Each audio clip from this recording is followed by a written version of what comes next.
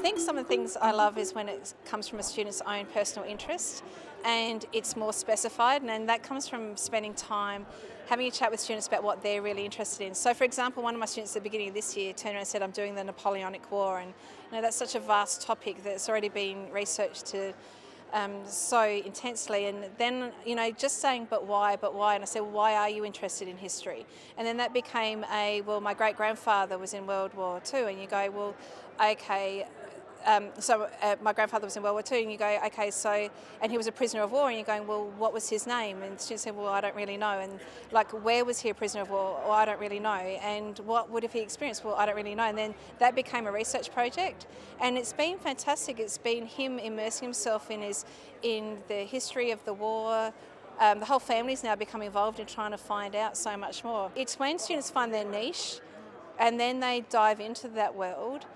They enjoy spending time in it, they enjoy spending time talking to people.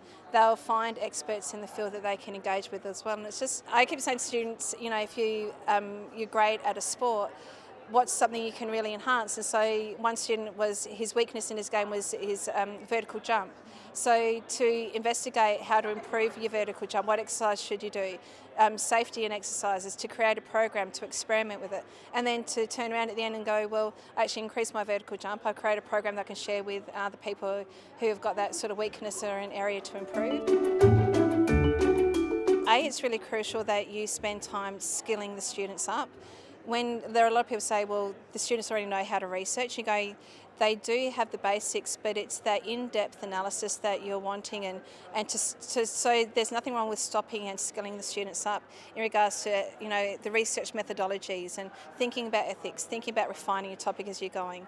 Having that one-on-one conversation about finding their niche topic and really refocusing it. Then having that ongoing, in a perfect world, students are independent learners. But the reality is sometimes all of us need someone to say, stop, how are you going, what are you doing? And then regrouping and refocusing, and then what's your next goal, and going to that level.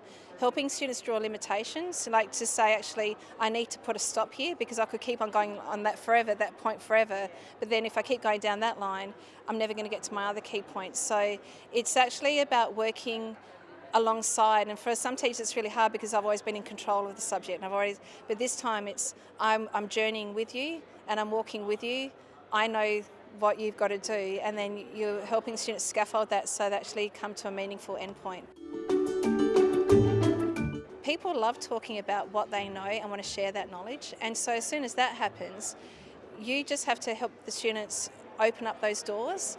But then there are people on the other side who just are so willing to work with you, and I think that's the exciting part. Because for the student who's gone down the path of finding out about pole vaulting, vertical jumping, cooking, Polish cook, whatever it is, sailboat, how to fix your sail yacht, there are already people in the field, and all you've got to do is access them.